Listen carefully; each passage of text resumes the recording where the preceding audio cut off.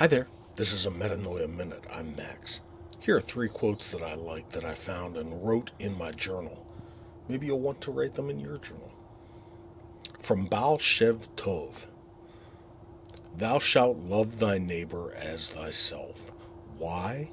Because every human being has his root in unity, and to reject the minutest part of unity is to reject it all. From Vernon Howard.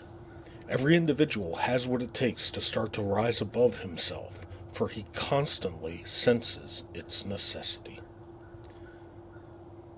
And from Sri Ramana Maharshi. As for reading books, you may go on reading any number of them, but they can only tell you, realize the self within you. The self cannot be found in books. You have to find it out for yourself, in yourself. Thanks for watching.